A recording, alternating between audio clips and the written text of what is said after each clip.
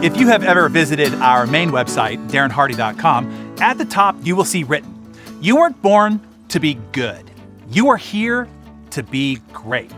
Sigmund Freud stated all human needs springs from two motives, the sex urge and the desire to be great.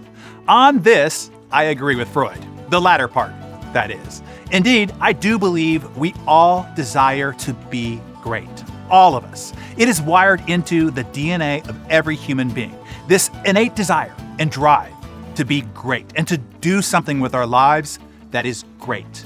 We are all born with a sense of destiny. We know we are here for a reason. We have all felt our sense of duty and purpose. We know we have an obligation to use the seeds of greatness bestowed in us, to grow them, to use them, and to contribute greatly with them. We all desire to be a great father, a great mother, great husband, wife, great lover, great friend, church member, to be a great financial advisor, a great real estate professional, a great business owner, coach, or leader. Whatever it is that we pursue, we desire to be great at it. You feel that, right? Yet, with all this destiny that is built into us, sadly, less than 3% of humanity, and that is, if I'm being generous here, ever comes close to achieving any level of subjective greatness. And I'm not talking about the greatness of being famous or world-renowned or statue-worthy. I'm simply talking about one who realizes one's own level of personal greatness in their own individual life and their own personal pursuits. So why is this? How can we all be born with this compulsion for greatness, but yet 97% plus of us end up settling for average? I don't think any human being ever born actively decided, I want to be average. I desire to live a mediocre life. I don't think anyone wakes up in the morning deciding to be average and to have a mediocre day.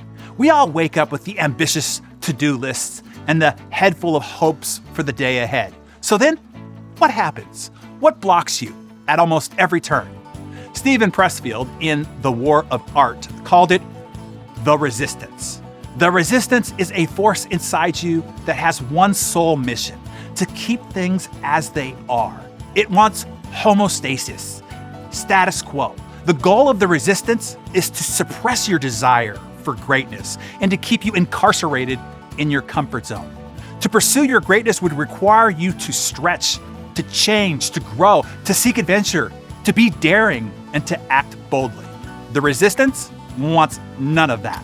It will step in and immediately put a psychological chokehold on your ambitions and prevent any forward progress of any kind. As soon as you rub your eyes in the morning, it goes to work on you. As soon as you sit down at your computer to start your work, it goes to work on you. This is the force that prevents writers from writing, painters from painting, actors from acting, salespeople from selling, and leaders from leading. As soon as you pursue progress of any kind, it starts working on you. It says, maybe you should go to the bathroom first. Maybe just clear your desk off first. Hey, let's get a load of laundry going first. Maybe clear out your email first. We should respond to those lingering comments on Facebook or Instagram quickly, just for 5 minutes or so. One stall, distraction, rationalization, excuse, or intimidation tactic after another, and the day is lost once again. You see a chance to meet someone, to introduce yourself to somebody you've always wanted to meet, and the resistance steps in.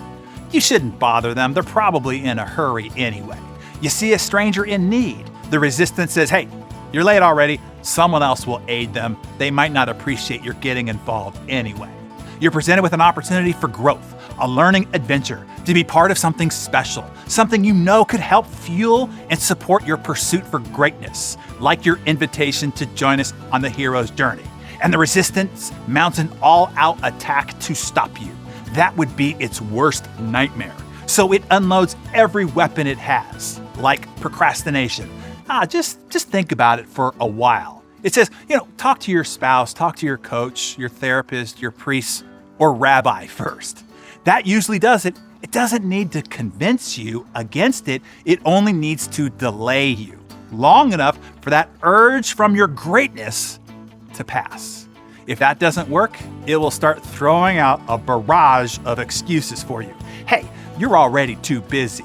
You already have too much on your plate. Now's not the right time. You don't have the money. Shouldn't you spend that money on your kids' education instead? How can you think of spending that money on yourself, it says. Yeah, the resistance is good at using guilt and shame, by the way. That is two of its most lethal weapons, and it uses them often. And if that doesn't deliver the knockout punch, then it will use its nuclear option, fear. It's the voice that says, hey, this isn't for you. You're not a leader. What if you spend the money and it doesn't work, or you fail? Or even worse, what if it works and you succeed? Imagine the burden you'll now have on your shoulders, the expectations others will now have of you. Yeah, the resistance is evil. It uses dirty tricks. It knows your greatest vulnerabilities, and it sticks its thumb right into your most sensitive wounds to get you to submit to its will. It will stop at nothing. It is a bare-knuckle brawler. It is vicious and insidious. Its end game is the complete annihilation of your ambition, of your confidence, and any remaining desire you have for greatness. It seeks to break your spirit and suffocate your dreams. The resistance is why people fail on their goals, quit on their commitments, and go back on their promises. Don't underestimate the power of the resistance. It has a 97% plus success rate. That's pretty devastating. Look at all the incredibly capable human beings it has imprisoned and relegated to mediocrity. The resistance is your greatest enemy in life. It poses the greatest danger to your future. Your victory or defeat in the battle against the resistance will determine whether you do or do not live the life that you were meant to live, the one that you were designed to live, the one your intended destiny was set out for you. So what do? How do you defeat the resistance? You stop procrastinating.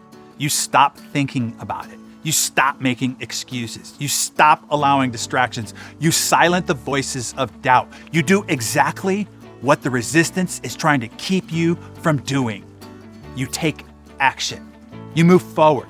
You step over the line. You cross the threshold. You decide. You answer the call. You begin. That is what I have been asking you to do with the hero's journey. If you are here listening to me now and you have not already joined us, there's only one reason. The resistance is winning. There's absolutely no logical reason why you wouldn't be joining us in the hero's journey. We know that you desire to be great. It's inherent. We know that you are pursuing better every day. You are here now. We know you want to grow into a person of greater influence, leadership, and impact. You know that's your special purpose here. We know none of the weapons the resistance has used on you are valid. Of course you have the time. We all have exactly the same amount of time. Of course you have the money and or the ability to figure it out. I have given you a personal guarantee of the results, so it won't cost you anything. In fact, you lose money by not joining us. So it's not the money. The only thing stopping you is the resistance. And the only way to defeat it is to act. The very act of acting in the face of the resistance is what beats it back. The act determines your destiny. It determines whether you join the 3% who actually do achieve their greatness, or you're relegated to the 97% who just desire to be great. But allow the resistance to win the battle, and you'll end up living as Henry David Thoreau warned us about, the mass of men who lead lives of quiet desperation. The exception.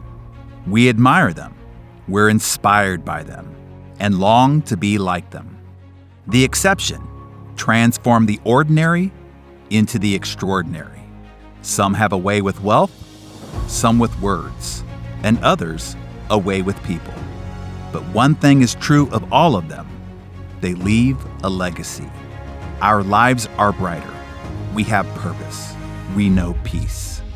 The exception makes success look easy, even though they have fought battles, faced opposition, and at times failed.